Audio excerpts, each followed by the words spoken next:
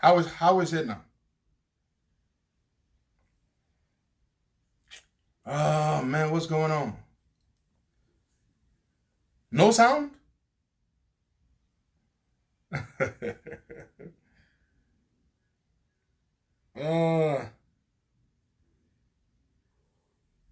how is it now? Yeah, I can hear the sound now. Um, I can hear the sound now, folks. It says I can hear the sound. Folks, is that audio? How is it that?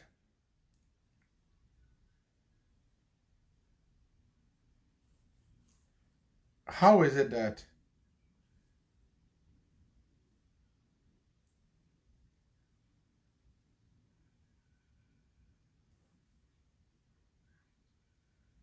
How is it that I can hear myself on the video? Huh? I can hear myself. Huh? Oh my God. What is the problem? Some of you are confusing me. Some of you say sound, some people say there's no sound, so I'm confused. Is there sound now? Hold on, folks. How is it now? Okay, so it's good now, right? It's good. All right, thank you, folks. Thank you very, very much. Fantastic. You can hear me now. Oh man, so we took the better part of the beginning of the show just to get the sound working. Good evening if you're in Liberia. Good afternoon if you're in the US. Glad to be here to just react to a number of things. The first thing I want to say to all of our people, all of our COP people, the roof is not falling. No. The roof is not falling. Nothing is, the earth is not tumbling. It's not shaking. Everything is okay. There's no need to be worried to all of you because the COP is a movement. It's a movement that is greater and bigger than anybody. It's a movement that's bigger than Henry Costa. It's bigger than any one of us. Yes, I may be the guy who suggested the idea of the COP, but the COP has grown to be greater than any one of us. And so as long as there are issues that concern the Liberian people, there are issues that need to be fought for, there will be a COP or a movement like the COP. And the COP is here to stay. It's now an integral part of the very political lifeblood of the Liberian society. So it will stay. So I just want to tell you, nothing's crumbling, you know. And I want to say this to you. People have the right to join organizations and they have the right to leave them whenever they choose to. And they don't necessarily have to have a reason. And they may not necessarily be leaving because they have decided to betray the organization. So I don't want you attacking people. I'm calling on all our COP supporters. Please do not attack anybody who has decided to leave because it is their right. They came voluntarily. And also it is their right to leave voluntarily. At any point in time, they have the right to leave. But I'm going to start by addressing the issue of our brother Yekeh because we have to set the record straight. The issue is Yekeh is a strong guy. We respect him. We appreciate his work he's been doing since becoming a representative. And we were happy when in the very early stages of the formation of the COP, Yekeh came and joined the COP. So that was something we're very happy about. And I speak to you today in my official capacity as the chairman of the COP. So I want to make this very clear. Sometimes when people leave organizations, we tend to want to denigrate them or stuff like that. But we are not going to do that.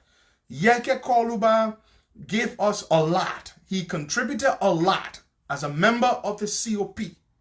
And he was not just some ordinary member. He used to spend his own resources. We used to organize, he used to hold tarries at his house, in his private residence.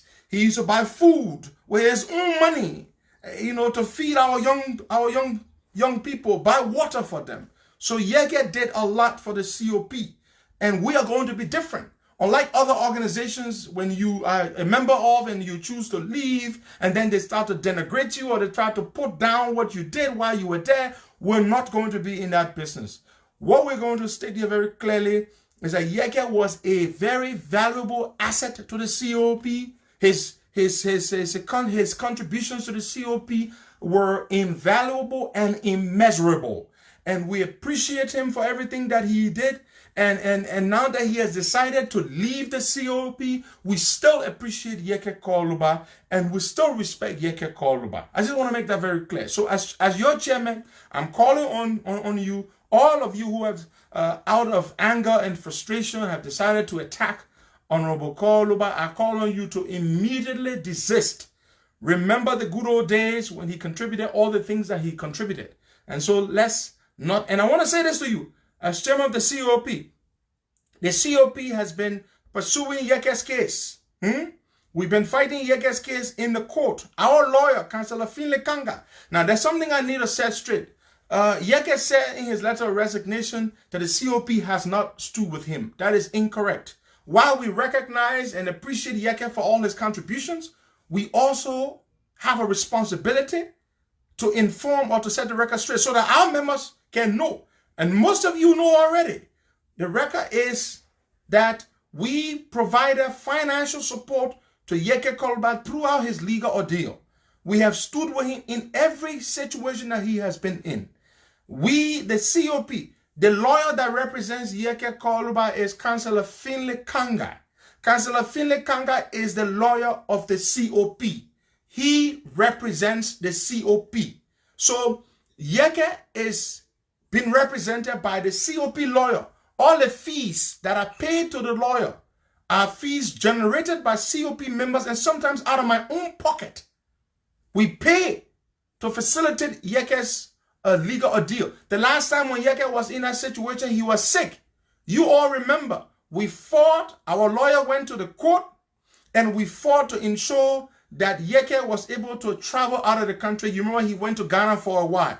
The COP did that. The membership of the COP, the rank and file of the COP, they did that. And we did that because we appreciate Yekeh, even though at the time, Yekeh had already announced that he was suspending his membership with the COP, but we said to hell with it. We don't care. Yekeh is one of us, so we will stand with Yekeh. And we stood with him. And I want to say this to you. This is going to surprise you. This is going to surprise you. Yekeh Koluba's case will not be abandoned by us. I, as chairman of the COP, I have instructed our lawyer to continue to represent Yekeh legally in the court until the case is ended successfully. And we expect that Yekeh will win the case. And we are praying that Yekeh wins the case. Let me repeat. The COP will continue to legally represent Yekeh Koluba in the court. We will continue to represent Yekeh in the court. We just want to make that very, very clear. We want to make that very, very clear. We're not going to abandon Yekeh. We wish him best of luck. We wish Yekeh best of luck. If at any point in time Yekeh decides to come back to the COP, our arms would be open to receive him. Let me repeat. If at any point in time Yekeh Koluba decides to come back to the COP, a movement that he gave so much to, that he fought for, we would be glad to receive Yekeh as the prodigal son. I just want to make that categorically clear. But the record must be set that we are the ones who are representing Yekeh in court. The lawyer representing Yekeh is a lawyer that works for the COP. He works for us pro bono, but we raise money to facilitate with fees. So I just want to make that very clear. We never abandoned Yekeh. And many of you here can attest to that. We never abandoned Yekeh. We have stood with him. And even though he has resigned from the COP, we will see to it that his case is successfully ended in the court. I want to make that very clear to you. And at any point in time, he wishes to come back, we will be more than glad to welcome him back. Because we know what a valuable asset he is. But the record must be set. Nobody will be allowed to bully the COP.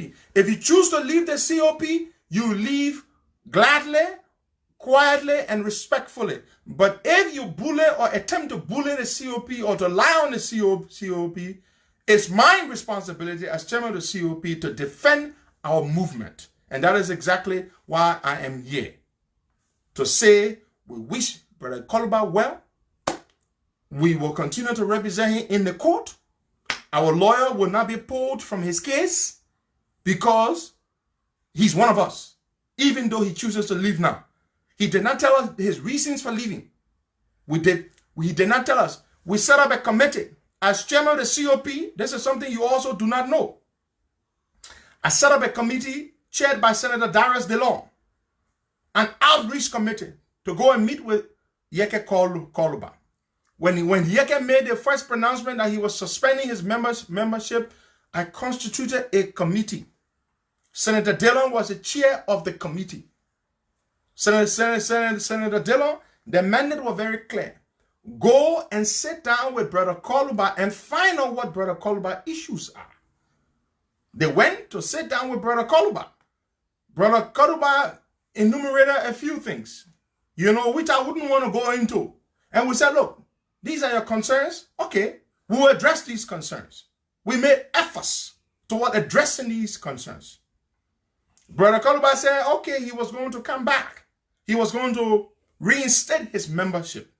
To our utmost surprise and shock, Brother Koluba announced yesterday that he is leaving the COP. But still, it is okay. It is okay. But I thought you should know that. Senator DeLong was the chairman of that committee. Yes, I formed the committee to send them to go and meet with Brother Koluba to find out what his grievances were, if there were any, and how we could work to address them in order to bring him back within the fold of the COP. But those efforts were unsuccessful, as of course, as you all know, he's already left. But as I said, the doors are open. Now, regarding my own little sister, Telia Yuri, Telia chose to announce her departure today, the same day Yekeh announced that he's leaving. I don't know why she chose to do that. There are a lot of things you don't know. Telia and I, we have a relationship that transcends politics. Many of you may know that already. She's my sister. She did not tell me why she's leaving. Neither did she tell anybody else in the COP why she's leaving. We do not know. It comes as a shock to me that Telia, my own sister, has left the COP that I'm chairman of without even telling me. I don't know why she's leaving. She didn't tell anybody else in the COP why she's leaving. So Telia's decision to leave comes as a shock to me. But I want to put this in a little perspective. Telia was not one of the founding members of the COP. She joined the COP during the second protest, and she got involved at some point, just a few weeks before the second protest. She got involved. She was active. She contributed tremendously. And we can also never negate the contributions that Ms. Telia Yuri made when she came a few weeks before the second protest. You understand? So she joined. She made a lot of contributions. And she decided to get involved. She wanted a leadership position. I personally advocated for her to become the vice chair for finance and fundraising of the COP. And the rest of the body accepted. And Ms. Yuri became the vice chair for finance and fundraising of the COP. So it was through my instrumentality. I pushed for that to happen. You know? So she became an official of the COP. So Telia did not tell me why she's leaving, and she's my sister. So it is a shock to me. It is a shock to me. She did not tell me why she's leaving. She did not tell anybody else why she left the COP. But I want to say this. I respect her decision. She is still my sister. Regardless of the fact that she has chosen to leave, I respect her decision. And as I said, it's a shock to me, but it is her right. Just because she's my sister does not mean that she has to be in an organization that I'm in. So she has a right to leave. And I respect that. You understand? I respect that. It's a shock to us. You know, I don't know. She didn't tell me. Because there's nobody in COP that Telia is closer to than me. No, she isn't. No. So I don't know why she left. So I cannot tell you why Telia left. You know, but I can tell you this much. She joined the COP a few weeks before the second protest as an official member, and she contributed a lot. And we hate to see her go. We hate to see her go, but it is all right. She chose to go. She did not tell me. My own sister did not tell me why she leaving the COP. So I don't know. I can't answer. I can't say why she left. But I want to say this to you. Her position from which she resigned. Hold on, buddy. I'm doing a video. Her position that she resigned from will be filled. Vice Chair for Finance and Fundraising. The COP will fill that position. We've got a lot of other people waiting to fill those positions. And the movement will continue to go on. So I just want to say it to you. People come, people go. After the first protest, you recall, many people left. They thought the COP would have died. Did the COP die? No. The COP was able to pull off another protest, even though the government tried, the international community tried, the Americans tried. We were still able to put a few thousand people on the streets. In the face of all the frustration, all the undermining efforts, the COP did not die. Nobody can kill the COP. Not even Henry Costa can kill the COP. So people left. People left, you know, and people will come. New people coming on board. So as chairman of the COP, I'm informing you officially that we have a vacancy for vice chair for finance and fundraising. And we will begin to solicit or to receive. We are open to receiving, if you have an interest, if you are a COP member, and you have interest in occupying that position as vice chair for finance and fundraising of the COP, make that known. Preferably, we want a woman. In fact, we want a woman to occupy that position. We want a woman to occupy that position. So if you want to occupy that position, you may come forward and we will vet you. And if the body agrees, we will put you forward in that position. Let me tell you something. People form political parties together, they leave. I was briefly with CDC in 2011 with Councillor Tubman, and we left. When we formed the ANC, I was the first vice chair for political affairs of the ANC. I was a co-chair on the Constitution Review Committee. I left. I'm now a member, a bona fide member of the ALP. You understand? So people leave. People get married. They stay together for years. They leave. So I'm just saying to you, the position is open. Vice chair for finance and fundraising. And we will begin to receive and vet applications. We want a woman. We want a woman. We want a woman in that position. That's what we want. So I just want to say this to you. The movement is there. Take the CDC, for example. Most of the people who form the CDC are no longer in the CDC. So then nothing should surprise you about the COP. Every time people work together in an organization, there will be disagreements. But this is what I know. If you are truly committed to the cause that committee, that organization is committed to, you will not leave that organization because of a petty disagreement. If you are truly committed to the cause that the organization is committed to, you will not abandon ship or jump ship because of a petty squabble or a disagreement. I've come to learn that. You will stay and try to make it work. That's what you will try to do. And I want to say this to you. Anybody who leaves is welcome to come back. But when you come back, you may not have the position you had before. I want to make that very, very clear. Anybody who leaves has the right to come back to the COP. But when you come back, there is no guarantee that the position you previously occupied, that you will get that position back. I want to say this to you. The COP did not exist before April of 2019. It was one day I was sitting on the radio and I created the COP. From April of last year to April of this year, the COP is now 1 year old. A 1-year-old organization has become the most powerful grassroots movement in the country. We've staged the largest peaceful protest in the history of the country. We've brought the international media to our doorsteps. We have amplified, we have superimposed the conditions, the bad governance issues that are happening in the country so that the rest of the world may see. We did that in 1 year. We should be proud of ourselves. We are not without our challenges, but we are a strong movement. And we are strong because we are many, because we are diverse. We are from various political parties. During the second protest, there were elements within the opposition camp that were undermining the COP. You know this. They were issuing statements undermining the COP. Last minute of time, just before the protest, they were still issuing statements. And you know why?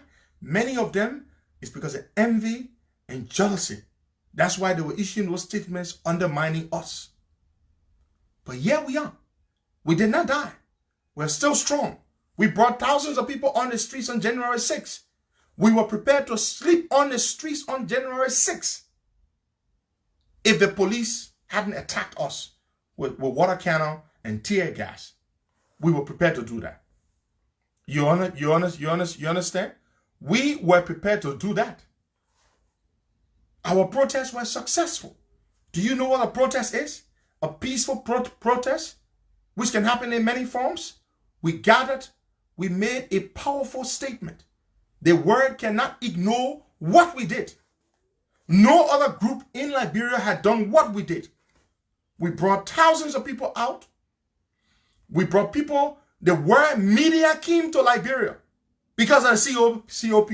COP has been published in more media institutions globally than the most of the political parties in Liberia. That is a fact because we came together as a people. But there are lots of people. There are lots of people who don't like that. A lot of people don't like that. They don't like the fact that the COP became so strong overnight. So right within our own opposition camp, there were elements working to undermine us. So I want to say to you, all of you who are loyal and supportive of the COP, remain loyal, remain supportive. And again, I want to close on this note. I'm closing this particular issue on this particular note. That we are stronger. We are stronger together. That's what we are. Anybody can leave. Oscar Cooper left. COP died. Sandra Johnson left. COP died. Rufus Nouvel left. COP died. No. You understand? You understand? COP will not die.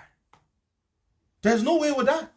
If I choose to resign from COP tomorrow, COP will still live. COP will not die even if I choose to leave COP tomorrow. Because the movement is greater than any one of us. Something else I want to talk about here before I go. Yesterday I saw something that, it's been a long time since I had any reason to commend George Weah for anything. But what I saw yesterday is something that I've been pushing for. And I've been pushing for this because I don't trust George Weah. He's not credible. He's not a credible person. So I don't trust him. So when I saw that he's finally taking some of the recommendations that we've been pushing in order to ensure that there is accountability and transparency in the food distribution and the loan scheme, I was impressed. I must say this. And I want to thank him for listening, finally, at least to one good advice. Yesterday, the president constituted his committee to chair the food distribution committee. And I saw that he has appointed the Minister of Commerce, who is a crook, as a chair. I can't help that. But there are a lot of other people to ensure that he doesn't do his crookedness there. I saw the Minister of Agriculture, who is a decent woman. Mrs. Cooper. Mrs. Jenny Millie Cooper. She's a decent woman. She's the co-chair of the committee. And I respect that. You know, Jenny Millie Cooper. He also gave 2 slots to the 2 slots to the CPP, 2 slots to the IMF, 2 slots to the World Bank, 2 slots to WFP, 2 slots to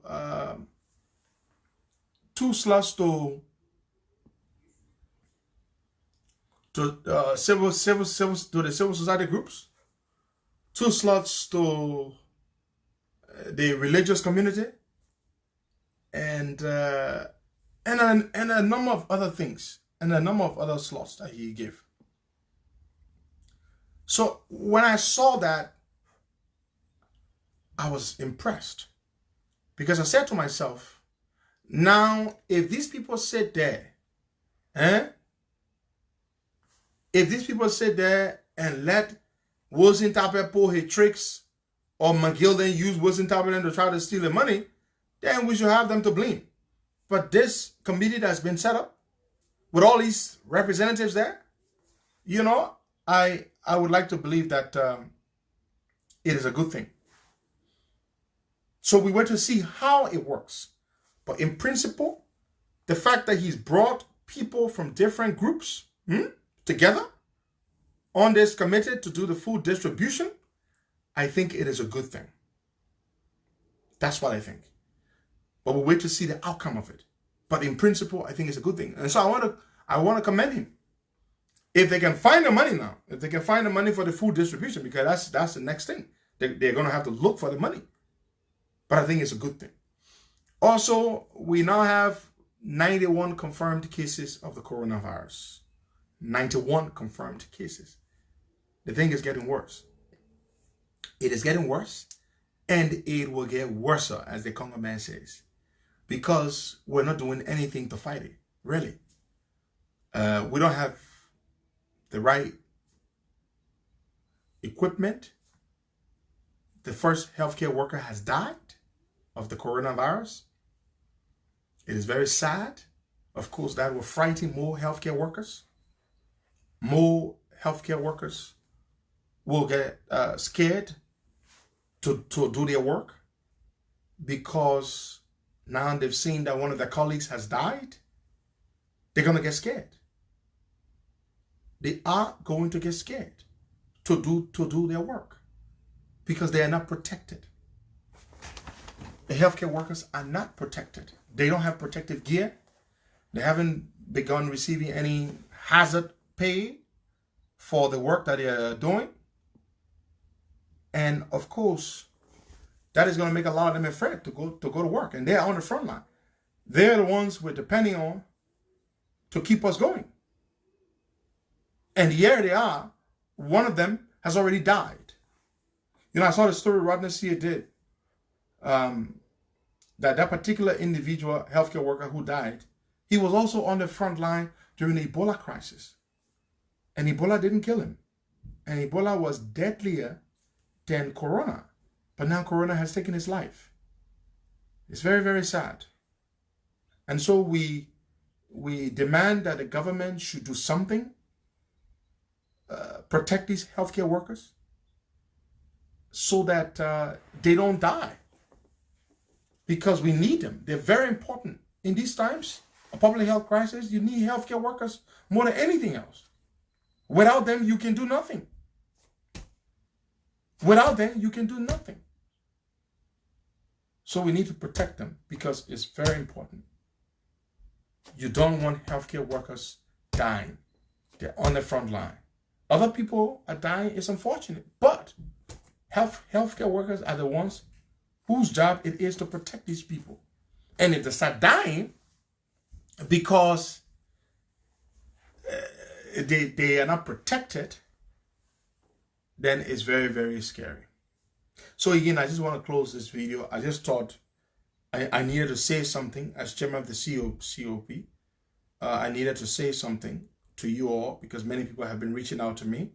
I can't possibly respond to everybody who reaches out to me by way of phone or responding to your messages, your calls, but I can do so via this platform. The COP is strong. It remains strong.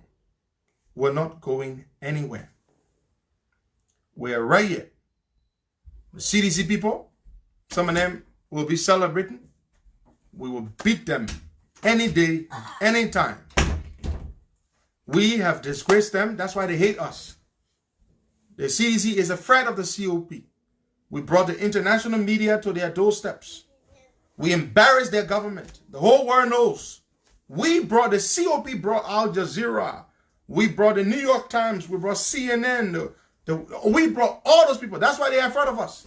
So CDC people will be happy when they hear any bad news about the COP.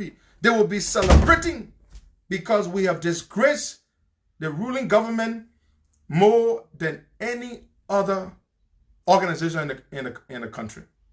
So I just want to say this. The COP is open to all. Anybody who wants to come and join, you're welcome to come and join.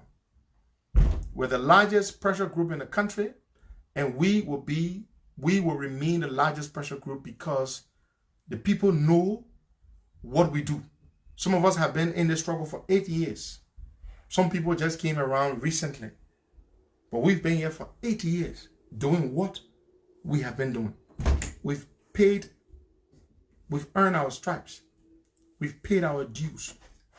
So we didn't just start today. So nothing can break us. We've been to jail. We've been chased out of our country. We've faced extradition. We've beaten them all because God is with us. So whatever anybody think that they can do to try to bring us down, you're wasting your time. COP was built based on the strength, the support, the love, and the confidence of the Liberian people. Because they believe in us. That's why COP is so strong. If that were not the case, COP would not be strong. We would not be able to bring thousands of people out. We would not be able... Recently, you see what we did? We started to identify with people in these difficult times. Not just protesting. We reached out to targeted institutions. The physically challenged. The underprivileged. Orphanage homes. We give rights to people. We do these little things to show the people that we're not just about talking, but we care. And that's what we do. We care. So we are here to stay. When our radio station was shut down, it was shut down because we're fighting for a Liberian citizen. We fought for her life. And God used us, we spared her life. And so that's why, even though I lost my radio station, my partner and myself, but you know what? It was a good cause. We've given so much to this fight. They took our equipment worth almost 100,000 US dollars. They still have our equipment today. We're not sitting there and weeping over it. We continue to fight because we believe in this cause. We're still lending our voice to issues that matter. We're still giving you hope that Liberia will be better, that change will come one day, and we will remain committed to this fight. We are not standing on anybody else's shoulders but the people's shoulders. We stand on your shoulders, God first and you. As long as we speak for your rights, as long as we defend your rights, as long as we expose the ills in a society, people will know. That is why we are the biggest voice in the country, the most powerful voice in the country. And I do not say this to brag. I say this to establish a fact that is based on, that was established by hard work and sweat and blood. And so we are here. Nobody can destroy us. Nobody. It took too much effort to get here. And we are here to stay. As long as I stand with you, for you, you will stand with me. As long as you know that it is in the interest of the country, if I ever do wrong, if I ever go wrong, please do not hesitate to call me to order. If you choose to even do it publicly, do so. Criticize me if you feel that I did something that was wrong. Point something out to me. If you feel I said something that was not right, I encourage you. Do not hesitate. Do not hold back. Let me know. Because it is important. We do not know it all. We're not perfect. We make mistakes. But our sacrifices and our history and a struggle for a better Liberia cannot be ignored and cannot be trampled on. What do you want, Henry? So, my people, I want to tell you, yeah, we will keep fighting. Keep fighting for a better Liberia. People will come, people will go, but the movement stays. The COP is here to stay. If I choose to resign my position tomorrow as chairman of the COP, if Mo Ali chooses to leave tomorrow, the COP will stay. Because the COP is greater than Henry Costa, is greater than any one of us. So that thing you're talking, so the only way the COP will not have any voice is unless the government doing everything correct. The day Jawia start doing everything correct, we will have no voice. But as long as he is making blunders, deliberate, willful blunders that affect your lives, we will have a space. We will have resonance. The issues we talk about will resonate with you.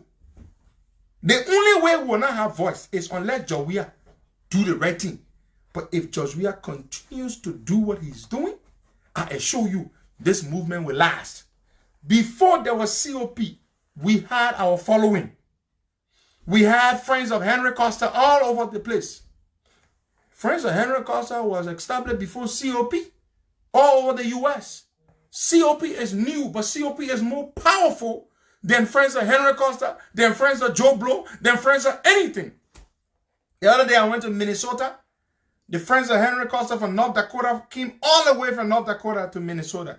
They presented me a gift and a plaque. Humbled.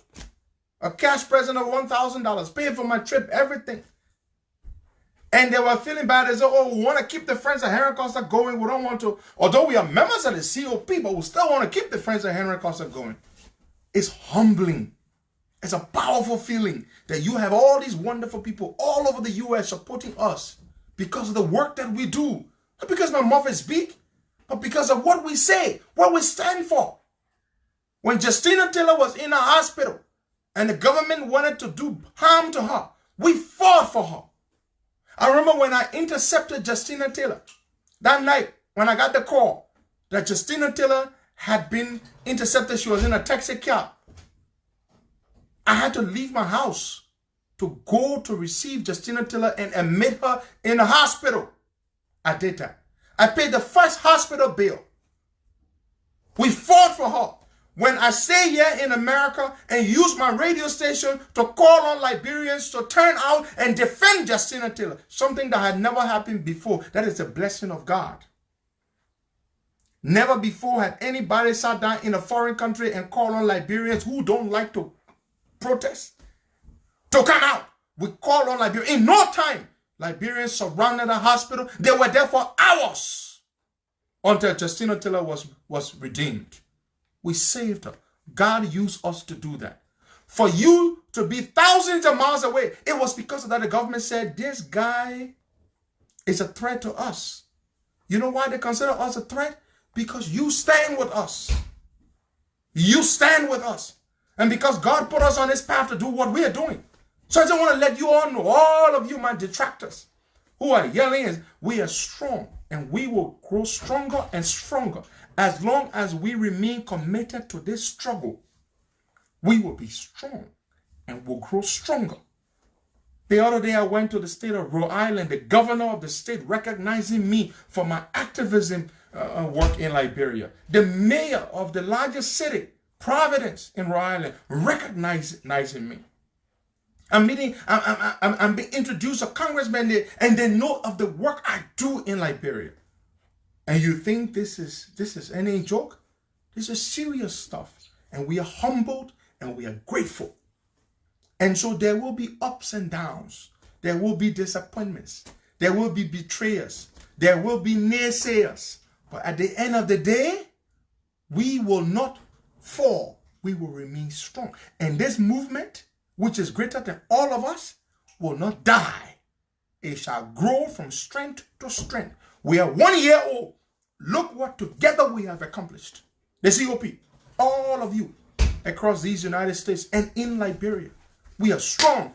Be proud of your movement. Celebrate your movement, because we have done something extraordinary.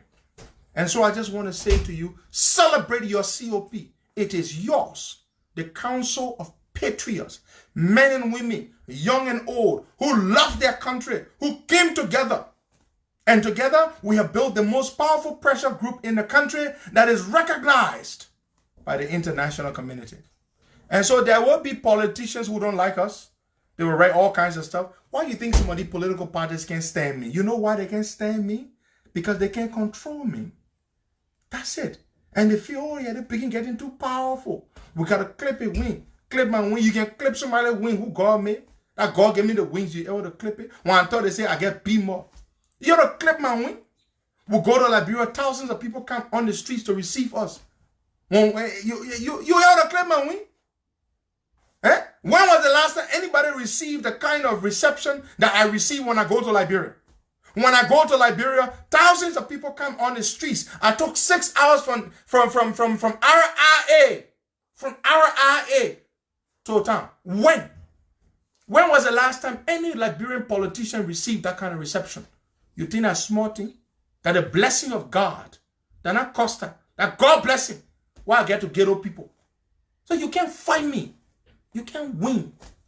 Because that God, for all the people then to be supporting me and be standing with me, you think that fun?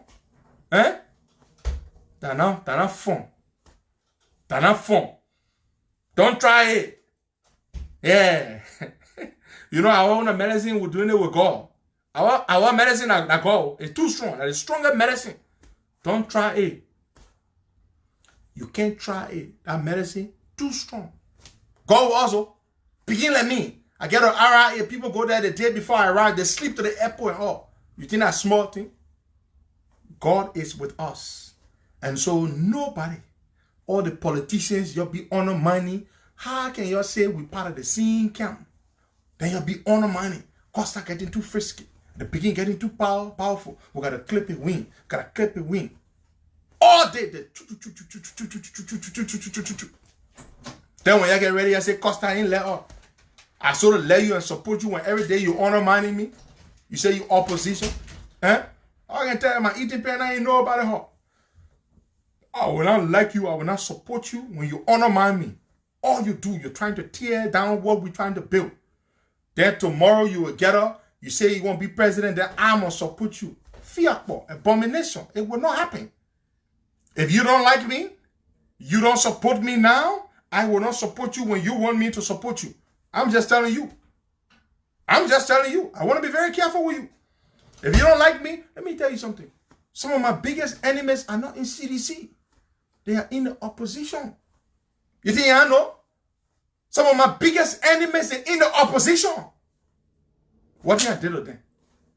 Just because the Liberian people love me. No. Because the people love me. That's all that the crime can make. When I come to Liberia, thousands of people can go to the airport. That my own crime there. That are guilty of. Liberian people can run beyond there. I say that in America, I say y'all go free Justina Taylor. The people go there, proof, they free Justina Taylor. Huh? They picking you not small man. They picking say that in America, he can do that kind of thing. They picking you, we gotta bring that picking down. All day you'll be fighting. You're just wasting your time. God put me here. I can do nothing. I sit in America, I get voice in Liberia. Nothing. I tell you. So go here, Canada. Yeah. Nobody can do nothing to me as long as God there with me. I see you, my people.